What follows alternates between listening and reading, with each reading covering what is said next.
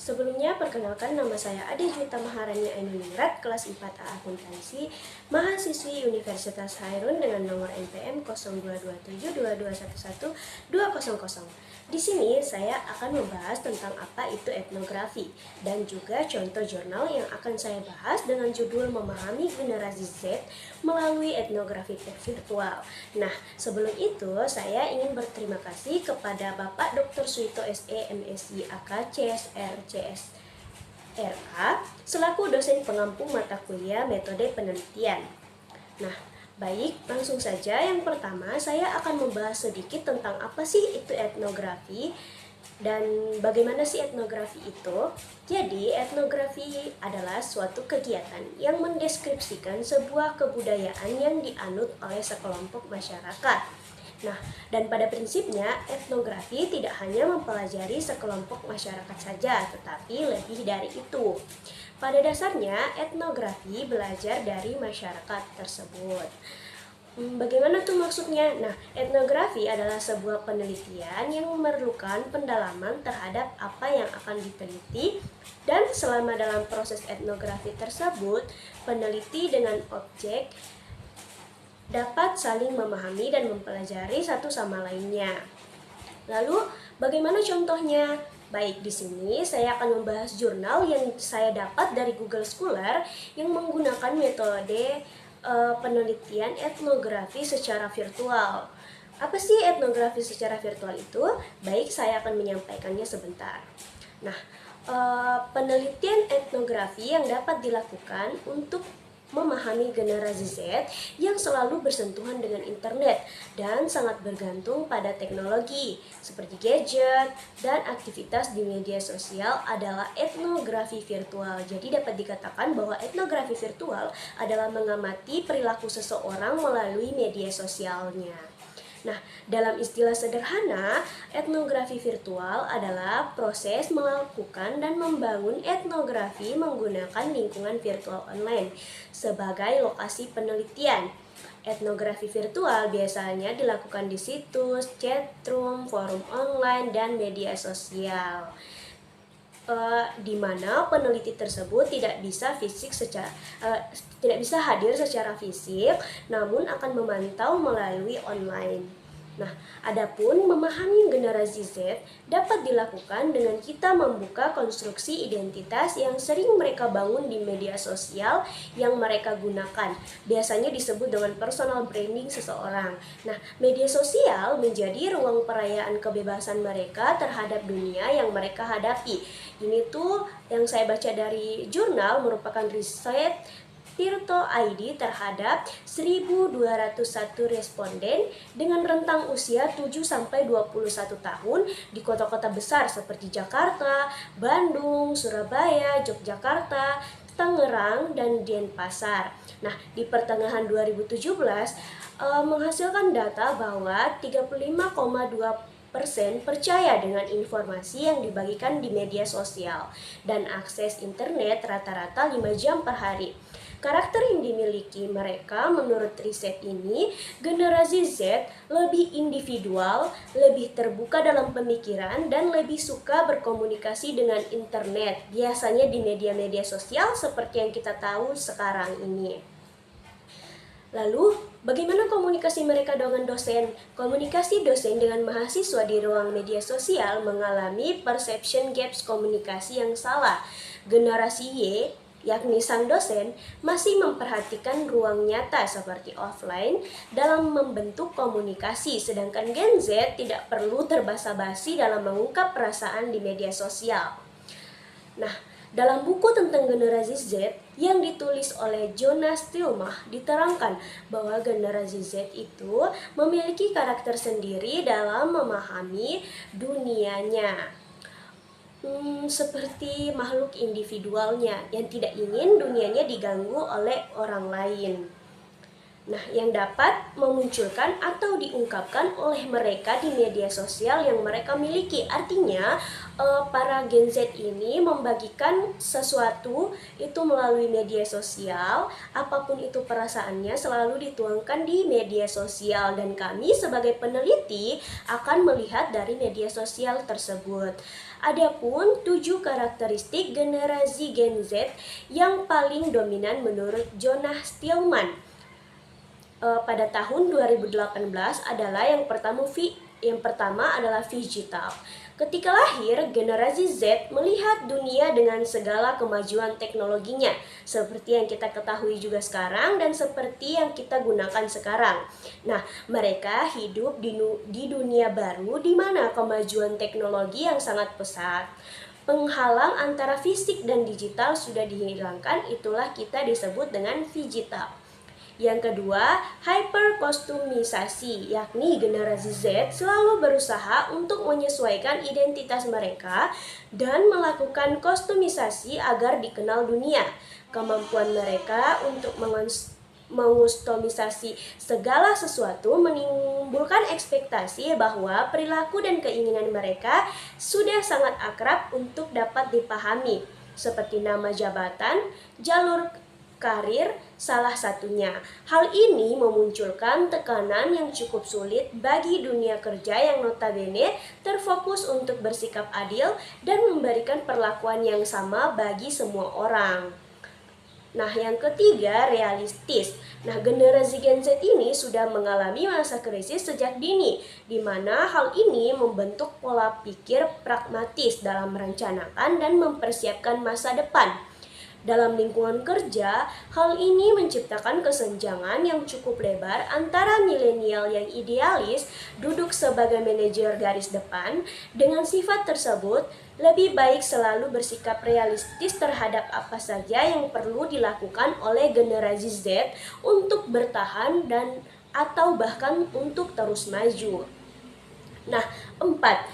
Mungkin kita tidak asing lagi dengan istilah ini, yakni FOMO, seperti bangun tidur cek smartphone untuk update terkini misalnya.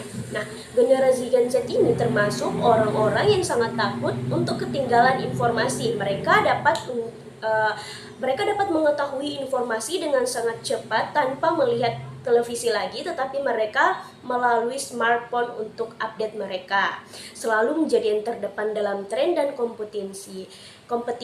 Namun, ada pula kabar buruknya, yakni mereka selalu khawatir jika mereka bergerak kurang cepat dan tidak menuju arah yang benar. Nah, dunia kerja akan tertantang oleh generasi Z yang selalu ingin memastikan mereka tidak ketinggalan, sehingga memanfaatkan kemampuan Gen Z dalam mengintip dan gunakan kemampuan oleh generasi Z dalam mengambil resiko di lingkungan kerja. Nah, adapun yang kelima yakni ekonomis. Gojek hingga Airbnb salah satu contoh bahwa generasi Z hanya mengenal dunia dengan ekonomi berbagi. Generasi Z menekan kantor untuk memilah bagian-bagian internal dan eksternal guna mendayagunakan perusahaan dengan cara yang baru, praktis dan juga hemat biaya. Adapun yang keenam, do it yourself. Mungkin sebagian dari kita juga percaya dengan do it yourself atau lakukanlah segala sesuatu itu sendiri dapat mempermudah segala urusan kita lebih cepat dan baik. Nah, sama halnya nih dengan generasi Z, dengan generasi Z yang awal tadi kita bahas, bahwa generasi Z itu tergantung individunya. Maksudnya dia lebih suka dengan kesendirian.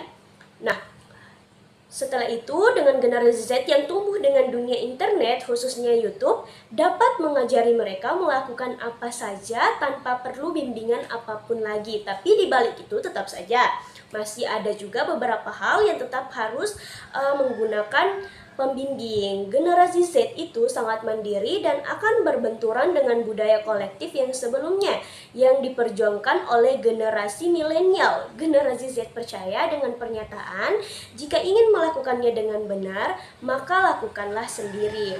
Yang ketujuh yakni terpacu. Generasi Z kini meyakini adanya pemenang dan pecundang.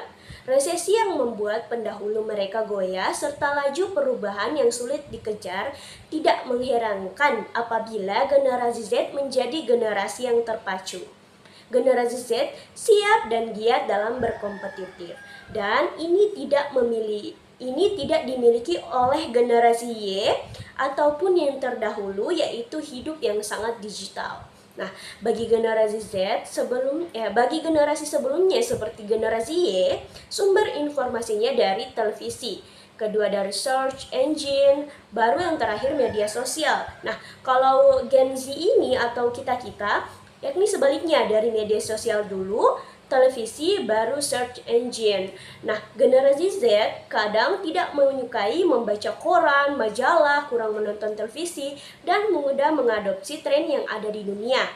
Fenomena ini disebabkan oleh akses internet yang sangat mudah, mengakibatkan aktivitas di media sosial menyebabkan generasi Z menjadi sosok yang kreator muda dalam membuat konten tertentu di blog, situs web, ataupun akun YouTube. Dan juga konversasionalis, generasi yang lebih sering senang menggunakan media sosial untuk bercakap-cakap.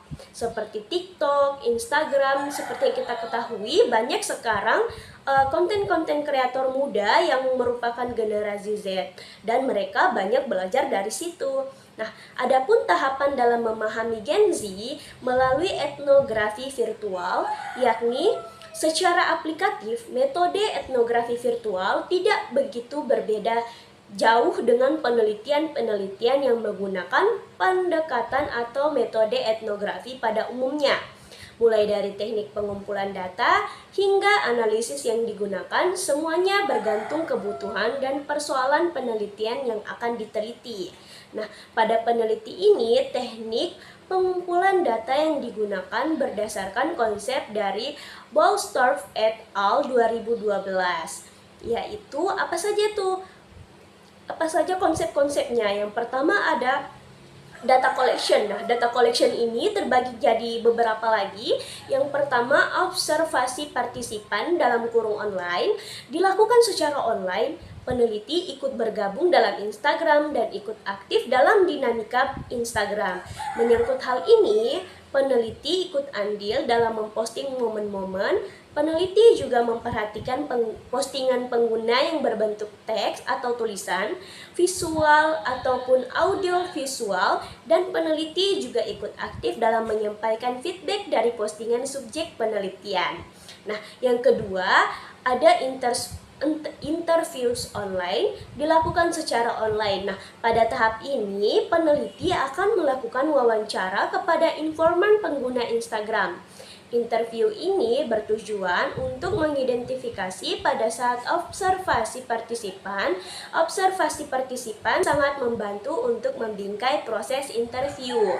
Nah, adanya hubungan kedekatan dengan informan yang terjalin melalui observasi partisipan akan membentuk adanya kejujuran dan keterbukaan dari jawaban hasil interview dengan informan, dan interview juga akan memberikan kesempatan untuk membangun koneksi yang lebih dalam lagi terhadap partisipan-partisipan yang ikut. Nah, lalu yang kedua itu ada other data collection. Kalau yang pertama tadi data collection, sekarang other data collection. Yang pertama, observasi partisipan secara offline. Pengamatan secara offline digunakan peneliti untuk lebih memahami karakter individu ketika berada di dunia nyata. Apakah kebiasaan-kebiasaan yang dilakukan di dunia online atau sebaliknya. Nah, observasi partisipan offline ini sudah dilakukan peneliti saat ikut bergabung dengan beberapa informan.